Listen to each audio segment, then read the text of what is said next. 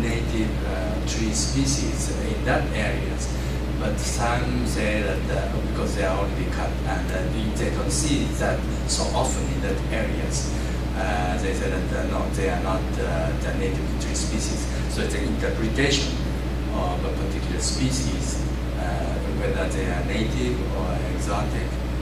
There's also kind of contentious issues. Okay, are there any other quick questions? Because we need to move on to the next two sections. There's just two more questions, yeah? Please. Just a comment. It is a success story in this.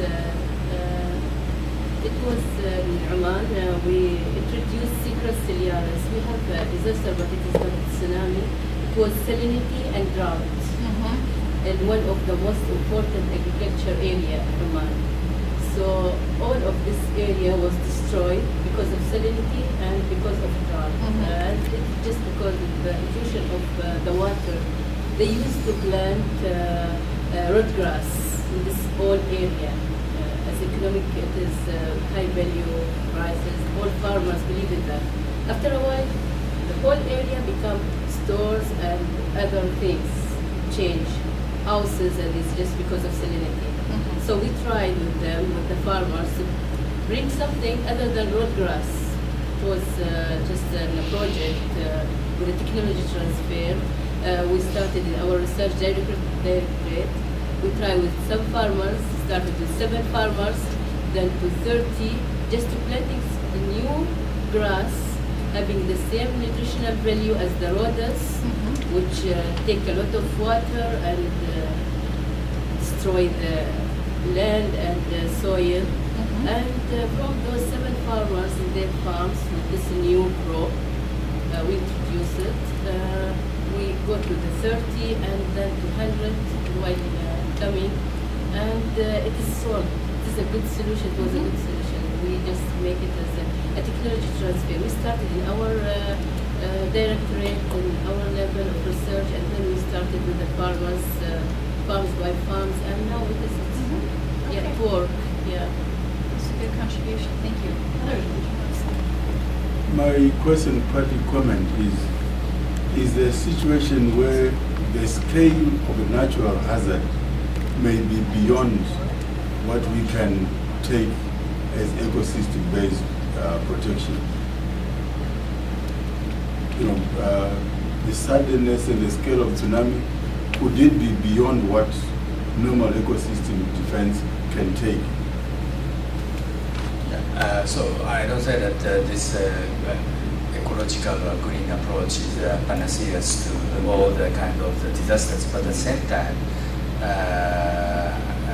people still think that we could have done better with a better ecosystem management or the better use of ecosystems against disasters.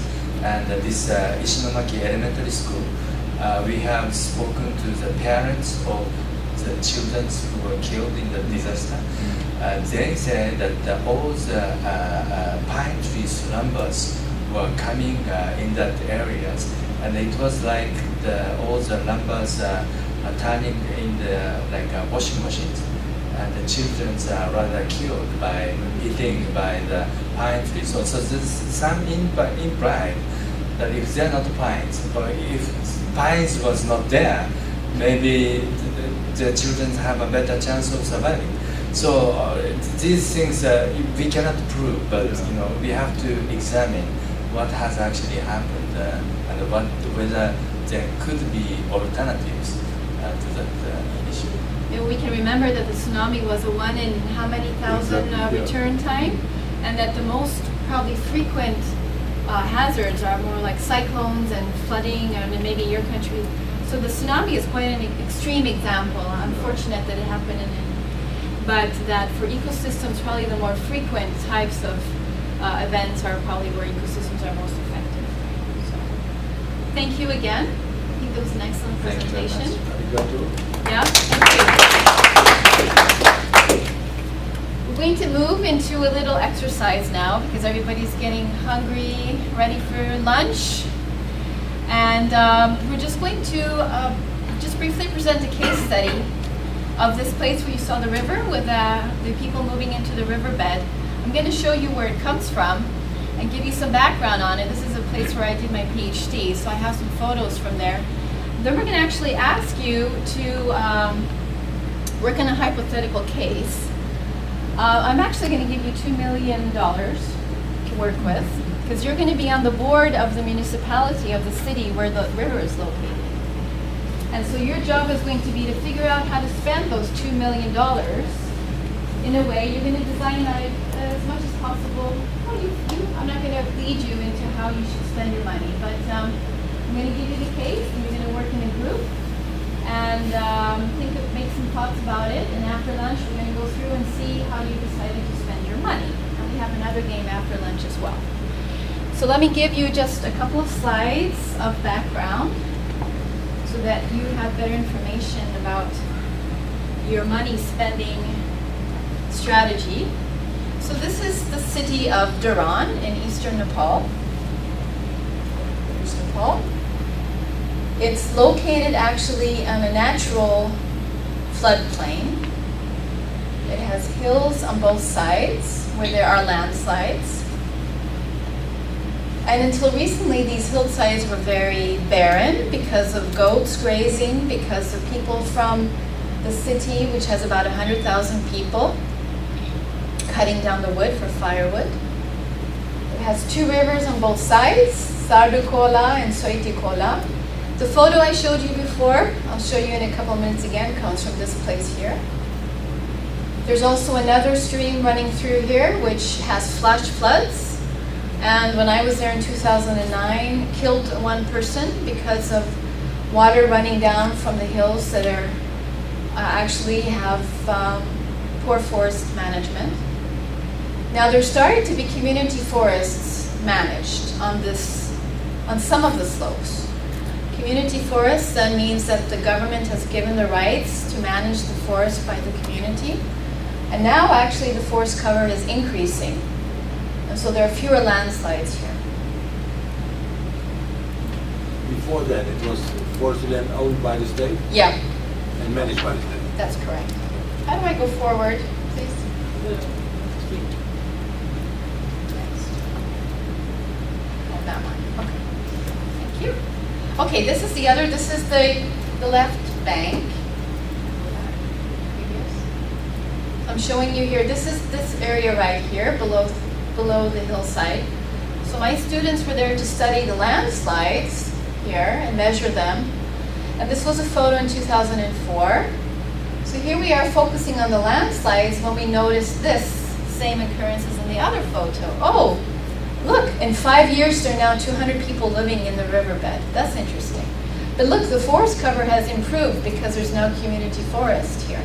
So the landslides are fewer, but now look at the major risk from flooding of these people living in the river. This is a photo I showed you before, and this is from the left bank coming down. I mean the other river on to the further to the east. Okay, so there's also about 200 people living here. These are the houses. I showed this picture before. This is what it looks like on the ground. So people are actually living in shanty houses in the riverbed, and most of these are migrants from the hills where they experience flash flooding epidemics or landslides in the hills and poor food security. Okay, so that's just simply this little case study I wanted to show you. So I have actually written it up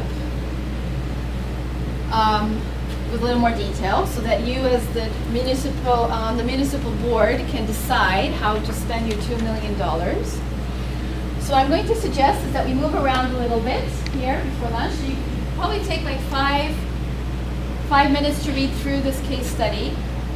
And then in your group, now there's some Post-its on the tables. We'll hand out some more Post-its. There's some more Post-its there on the desk. We'll hand them out. You should come up with 3 priorities for what actions you're going to do for reducing risk for the town of Dharan. In other words, you want to reduce disaster risk, your problems of a water shortage, which I didn't actually mention in detail. I should maybe give you a little more detail here. There's actually a huge water shortage for this town during the dry season. And one of the main problems is the water conservation area, which is in this hill, there are many people living in that area. The town is trying to move them away, giving them some land elsewhere, some monetary compensation, but they move back to that area. So there's a water shortage problem, there's a flooding problem, and there's a landslide problem. So how are you going to address those three problems? The water shortage, the landslide problem, and the flooding problem. So it's something for you to think about, and I know you're getting a little bit tired here, but take 5 minutes to read through this. It gives a little more background. I'm going to divide you up in groups. So you're going to say one, I think we can do 4 groups. 1, 2, 3, 4. Yeah, so you're going to say 1, 2, 3, 4. And we'll have you move, for example, that will be table 1, table 2, table 3, table 4. The instructions are then that you have to decide on 3 areas where you're going to spend your $2 million. We're going to post them here. Group 1, we're going to have different groups here. You can break for lunch, and then when we come back from lunch, we're actually going to meet and talk about that, and we're going to do another game before heading into the sessions in the afternoon. Okay, are those instructions clear, or are there any questions before you divide up in groups? Okay? Just one question. Yes? Why are they going back to live there? Why are they? Living in the plane. They're living there because they have nowhere else to go. They are migrants who are seeking economic opportunities or seeking jobs. Most of them are from the mountain areas where they were experiencing landslides and flash floods and epidemics. And they're living there because they have no other place. Yeah. Okay? So if you can say 1, 2, 3, 4, 4. 1, 2, 3, 4. Okay, 4. Okay? 1, 2, 3, 4. 1, 2, 3, 4. Okay, this is table 4. Right? Move to this table. This is table 3, table 2, table 1. Okay, and here is the case study. So just take 5 minutes so that you have time to write down your priorities. Okay? And then we'll post them before going to lunch. Here. Okay? This is table 4. Right? Table 3. Here we go. There. Table 2.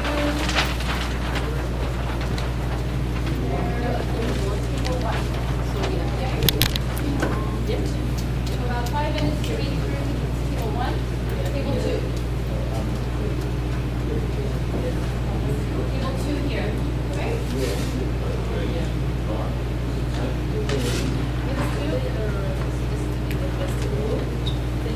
You have to post it right now to where?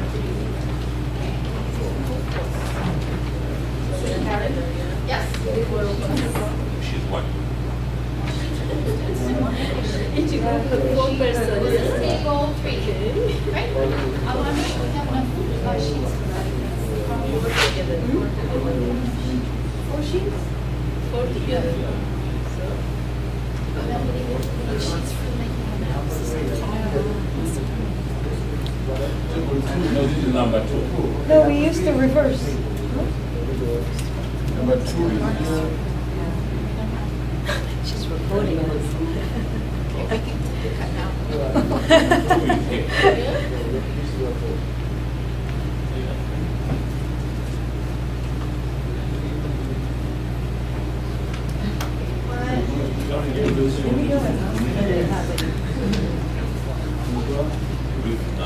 Does everybody have what they need? Is anybody confused yet? We have one there.